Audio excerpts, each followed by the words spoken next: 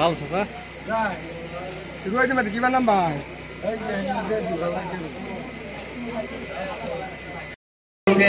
কোনো যাতে দুখ নকৰে প্ৰখৰ গৰমৰ মাজতো আপোনালোকে বহু সময় ধৰি ধৈৰ্য সহকাৰে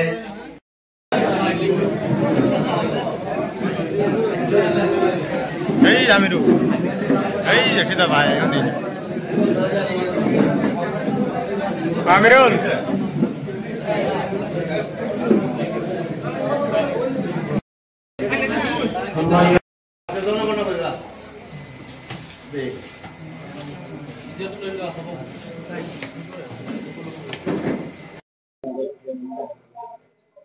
হয় মানে আজি হেৰি আছিলে আমাৰ বোৱালগুৰি গাঁও পঞ্চায়তৰ অফিচিয়েল যেটো আদৰণি অনুষ্ঠান আজি প্ৰগ্ৰাম আছিলে ৰাইজৰ সহযোগত অফিচৰ কৰ্মচাৰীসকলে আমাক আদৰণি অনুষ্ঠানৰ আয়োজন কৰিছিলে ইয়াত আহি বহুত ভাল লাগিছে যেহেতু ইমান মৰম ৰাইজে দিছে ভাল লাগিছে বহুত সঁচাকে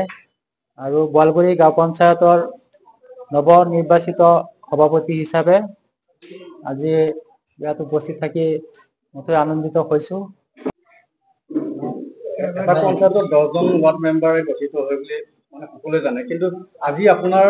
যেটো সম্বৰ্ধনা অনুষ্ঠান এই অনুষ্ঠানত 7জনে দেখিলো আৰু 3জন দেখা নাপালো তাৰ বিষয়ে কি তেওঁলোকক আপুনি আমন্ত্ৰণ জনা নাছিল আমন্ত্ৰণ সকলোকে জনোৱা হৈছে যেহেতু এটো চাক আজি বোৱালগুৰি গাঁও পঞ্চায়তৰ এটো অফিচিয়েল হিচাপে আৰু মাতিছে আজি আদৰণিৰ কাৰণে সবকে মাতা হৈছিল ময়ো মাতিছো সবকে কিবা কাৰণবশতঃ হয়তো তেওঁলোক আহিব পৰা নাই বিহে মই হেতু বিষয়ত নাজানো আহিলে ৰাইজৰ মাজত থাকিলে ভাল লাগিলে হয় আমাৰো ভাল লাগিলে হয় কি কাৰণে আহা নাই হেতু মই বিশেষভাৱে গম পোৱা নাই আমি আশা কৰিব পাৰো নেকি যে আপোনাৰ যি 5 বছৰীয়া কাৰ্যকাল এই 5 বছৰীয়া কাৰ্যকাল দুৰ্নীতি মুক্ত হ'ব বুলি হয় নিশ্চয় আমি এটো দুৰ্নীতি মুক্ত পঞ্চায়ত গঢ়িবৰ কাৰণে আমি চেষ্টা কৰিম আমি অকল প্ৰতিনিধিসকলে চেষ্টা কৰিলে নহব আপোনালোক ৰাইজৰ সহযোগিতা লাগিব যাতে পঞ্চায়তৰ যিবিলাক পুঁজি আহে চৰকাৰে আমাক গাঁও অঞ্চলৰ ডেভেলপমেন্টৰ কাৰণে যিখিনি পুঁজি চৰকাৰে মুকলাই দিয়ে এই পুঁজিখিনি যাতে সৎ ব্যৱহাৰ হয় আমি সৎ ব্যৱহাৰ কৰিব পাৰো আপোনালোকে নজৰ ৰাখিব লাগিব আমাক পৰামৰ্শ দিব লাগিব যে কেনেকে কামবিলাক কৰিলে আমাৰ সমাজৰ কাৰণে ভাল হ'ব ৰাইজৰ কাৰণে সুবিধা হ'ব ৰাইজৰ উপকাৰ হ'ব বিভিন্ন সময়ত আপোনালোকে আমাক পৰামৰ্শ দিব আমি আপোনালোকৰ ৰাইজৰ পৰামৰ্শ লৈ পেলাই আমি আগবাঢ়ি যাম বুলি প্ৰতিশ্ৰুতি দিছো বিভিন্ন ক্ষেত্ৰত মানে সাধাৰণ জনসাধাৰণে এটা কমপ্লেইন কৰা দেখা যায় চৰকাৰ ফালৰ পৰা যিবিলাক মানে আঁচনি হয় আহে সেই আঁচনিবোৰ পাব লগা প্ৰাপ্য মানুহবোৰে নাপায় সেই বিষয়ে কি ক'ব সেইবোৰ আপুনি গুৰুত্ব দিব হয় এনেকুৱা অৱশ্যে এনেকুৱা চলি আছে কিছু কিছু জায়গাত আমি দেখিবলৈ পাইছো ময়ো অৱগত কিছু এনেকুৱা হৈছে কিন্তু এটো ক্ষেত্ৰত আমাৰ সমাজৰ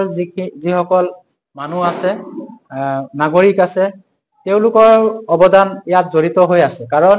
আমি যিকোনো কাম কৰাৰ ক্ষেত্ৰত আমি যিকোনো ৰাইজে নিৰ্বাচিত কৰি দিয়া প্ৰতিনিধিৰ জৰিয়তে যিকোনো কাম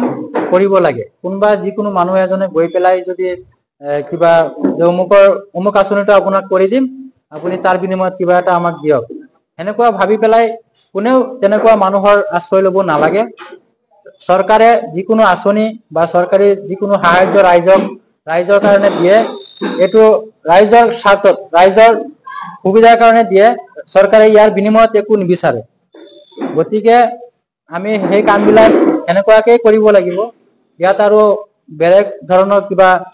থাকিব বুলি মই নাভাবো বা এনেকুৱা নহব বুলি এটো নিশ্চিত আমি আশা কৰিব পাৰো চৰকাৰৰ পৰা যিবিলাক মানে আঁচনি আহে সেইবোৰ সাধাৰণ জনসাধাৰণে যিবিলাক উপযুক্ত মানে পাব লগা ব্যক্তি থাকে তেওঁলোকে পাব বুলি আমি আশা কৰিব পাৰো নিশ্চয় নিশ্চয় এটো যিখিনি মানুহ যিটো বস্তু বা যিবিলাক আঁচনি চৰকাৰে দিয়া আঁচনিবিলাক যোনজন মানুহ যেনেকুৱা যিবিলাক আঁচনিৰ যোগ্য এই যোগ্য হিতাধিকাৰীয়ে আঁচনিৰ অন্তৰ্ভুক্ত হ'ব বুলি মই ভাবো আৰু তেনেকুৱা মানুহক আমি অগ্ৰাধিকাৰ দিম মহিলা বিশেষকৈ পিছপৰা শ্ৰেণীৰ মহিলাসকল আছে বিধৱা মহিলা আছে বিকলাংগ মানুহ আছে তেওঁলোকক আমি গুৰুত্ব বেছি দিব লাগিব আৰু দুখীয়া ৰাইজৰ যিখিনি কাম কৰিব লগা চৰকাৰৰ ফালৰ পৰা পৰ্যাপ্ত পৰিমাণে যিখিনি সুবিধা আহে আমি তেনেকুৱাকে ৰাইজৰ লগত আলোচনা কৰি তেনেকুৱা নিকাভাৱে কাম কৰিবলৈ আমি চেষ্টা কৰিম।